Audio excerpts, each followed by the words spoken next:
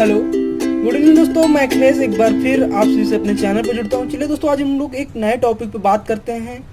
आज का जो टॉपिक है स्वदेश। स्वदेश है क्या, ये किस लिए लाया गया, ये क्या है, कौन सी स्कीम है, किसके लिए, इससे कौन से लोग प्रभावित होंगे, किन से लोग, कौन कौन से लोगों को लाभ मिलेगा, पूरा जानकारी देखते हैं।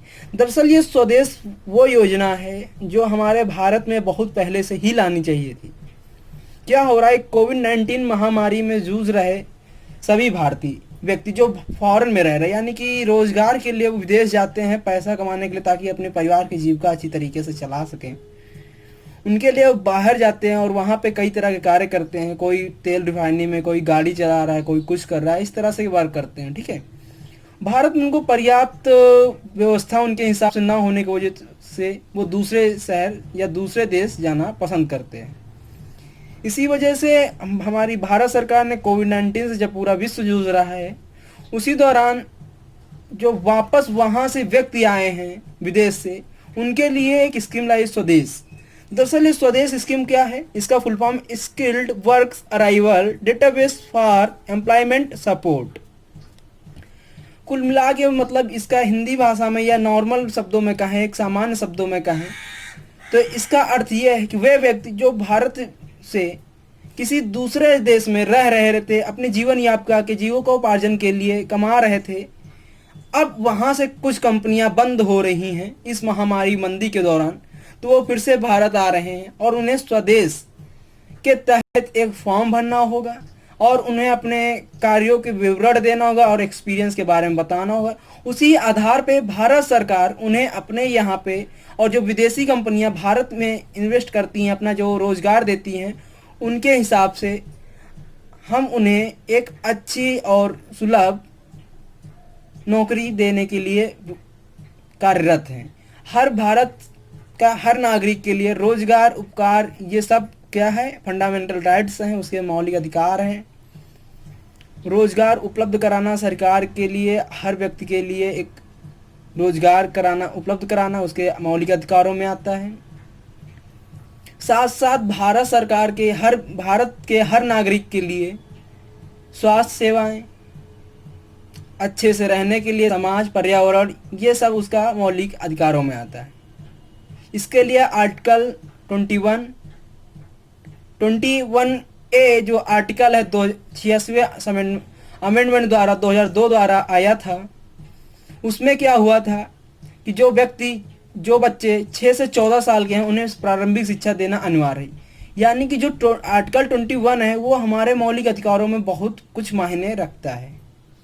और इन्हीं सब मौलिक अधिकारों को संरक्षण के लिए, संविधान के उपचारों के संरक्षण के लिए आर्टिकल 32 बनाया गया, जिसके तहत हम अपने मौलिक अधिकारों के हनन होने पर हम सीधा डायरेक्ट सुप्रीम कोर्ट जा सकते हैं, और 226 के तहत हम लोग हाई कोर्ट जा सकते हैं। इसका विवरण मैंने पूरा एक्सप्लेन आपके एसटी नंबर 9 में समझाया था, अगर आप लोग नहीं देखें तो जाके देखें। चलिए स्वदेश skilled workers arrival database for employment support के बारे में जानते हैं। दरअसल ये क्या है, चर्चा में क्यों है, कोविड-19 महामारी के कारण कुशल कर्मचारियों के सर्वश्रेष्ठ उपयोग के लिए, कोविड-19 महामारी के कारण कुशल कर्मचारियों के सर्वश्रेष्ठ उपयोग के लिए भारत सरकार ने कौन सी, वंदे भारत मिशन के तहत, किस मिशन के तहत, वंदे भारत मिशन के तहत लौटने वाले नागरिकों का कौशल मानचित्रण करने के लिए एक नई पहल, स्वदेश, कौन सी एक नई पहल, स्वदेश skilled workers arrival database for employment support. अब ये कैसे पूछा जाएगा, ये क्वेश्चन एसएससी 10+2 के लिए ऐसे पूछे, स्वदेश का फुल फॉर्म क्या है, ऐसे ही दे देंगे ऑप्शन 4, आपसे 3-4 ऑप्शन दे देंगे, उसके बाद आपको क्लियर करना होगा। तो इसका फुल फॉर्म भी बहुत अच्छी तरीके से जाना, स्वदेश में ही छिपा हुआ है इसका full form, skilled workers arrival database for employment support. जब आप स्वदेश इंग्लिश में लिखेंगे तो आपको पूरा मिल जाएगा इसका फुल फॉर्म। ठीक है, क्या है स्वदेश स्किल्ड वर्कर्स, या कौशल विकास और उद्यमिता मंत्रालय, नागरिक, देखो इसमें पहले देखो, कौशल विकास और उद्यमिता मंत्रालय, नागरिक उड्डयन मंत्रालय, यानी कौन सा, कौशल विकास और उद्यमिता मंत्रालय, नागरिक उड्डयन मंत्रालय और विदेश मंत्रालय की एक संयुक्त पहल है। किसकी है, कौशल विकास, नागरिक उड्डयन मंत्रालय और विदेश मंत्रालय, इन तीनों ने मिलकर एक संयुक्त पहल की है, जिसका उद्देश्य भारतीय और विदेशी कंपनियों की मांग को समझने और उसे पूरा करने के लिए उनके कौशल और अनुभव के आधार पर किनके, जो व्यक्ति बाहर से आ रहे हैं उनके कौशल और अनुभव के आधार पर नागरिकों का एक डेटाबेस बनाना है। लौटने वाले नागरिकों का एक ऑनलाइन स्वदेश कौशल कार्ड भरना अनिवार्य। कौन सा ऑनलाइन स्वदेश कौशल कार्ड भरना अनिवार्य, जो फॉरेन से लोग आ रहे हैं, कौन से, वंदे भारत मिशन के तहत। ठीक है। कौशल विकास और उद्यमिता मंत्रालय की शाखा राष्ट्रीय कौशल विकास निगम, नेशनल स्किल डेवलपमेंट कॉर्पोरेशन। ठीक है, नेशनल स्किल डेवलपमेंट कॉर्पोरेशन, यानी कि कौशल विकास और उद्यमिता मंत्रालय की शाखा राष्ट्रीय कौशल विकास निगम परियोजना का कार्यान्वयन कार्य कर रहा है, यानी कि देख रेख कौन कर रहा है, तो राष्ट्रीय कौशल विकास निगम। उसके बाद देखते हैं क्यों किया जा रहा है यह पहल। इसका उद्देश्य भारतीय और विदेशी कंपनियों को मांग को समझने और उसे पूरा करने के लिए कौशल और अनुभव के आधार पर भारतीय और विदेशी कंपनियों की, जो भारत में स्टैब्लिश फॉरेन की कंपनी और कुछ भारतीय कंपनी पे, उनकी मांगों को पूरा करने के लिए, समझने के लिए कौशल और अनुभव के आधार पर योग्य नागरिकों का एक डेटाबेस बनाया जा रहा है। एकत्रित जानकारी को देश में नियोजन के उपयुक्त अवसरों के लिए कंपनियों के साथ साझा किया जाएगा।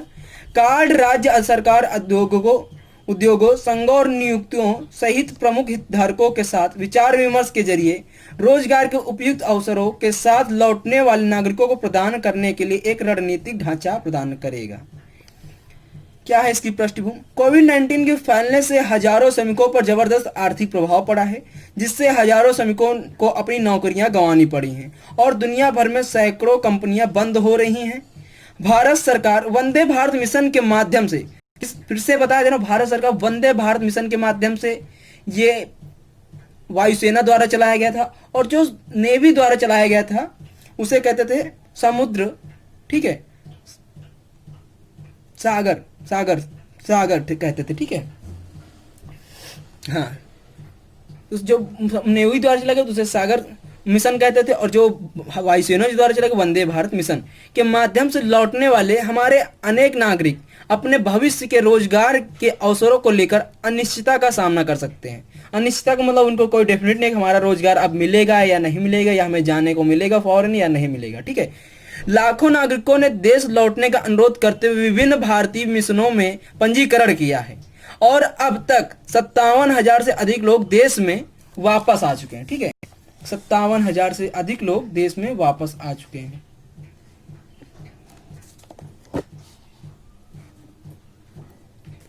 वर्तमान स्थित कौशल फार्म को 30 मई 2020 को प्रसारित किया गया, यानी कि कौशल फार्म जो आया है किस डेट को है, 30 मई 2020 को प्रसारित किया गया, तथा 3 जून, देखो सिर्फ और सिर्फ 4 दिनों में 2020 तक लगभग 7,000 पंजीकरण, यानी 7 दिनों में ही 7,000 पंजीकरण हो गए। अब तक एकत्र किए गए आंकड़ों में जहां नागरिक वापस लौट रहे हैं उन शीर्ष देशों में संयुक्त अरब अमीरात यानी यूएई, ओमान, कतर, कुवैत और सऊदी अरब शामिल है।